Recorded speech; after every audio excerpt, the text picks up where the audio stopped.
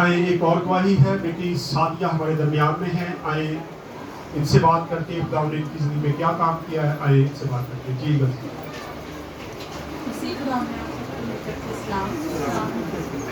जैसे कि आप में से कुछ लोग जानते होंगे कि पिछले दिनों में मुझे लकवे की शिकायत हुई और मैं चर्च में ही बैठी थी कि मुझे नहीं पता चला कि मुझे किस टाइम लकवे की शिकायत हो रही थी। मैं घर गई, मैंने देखा कि मेरा फेस जो है एक साइड पे जा रहा है, तो मैं रोना शुरू हो गई।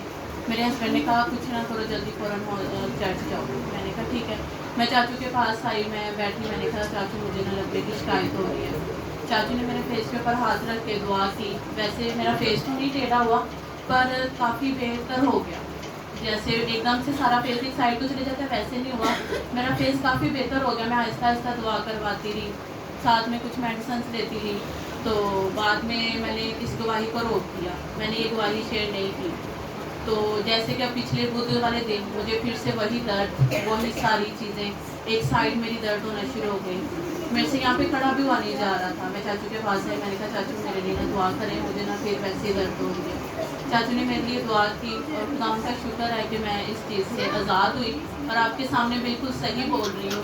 और ये सब मेरे पास्टर की दुआओं का वसीला है। हालेलुया।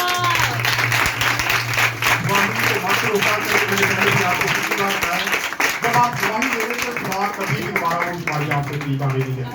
सो गवाही को मत रोका करें। शुक्रिया।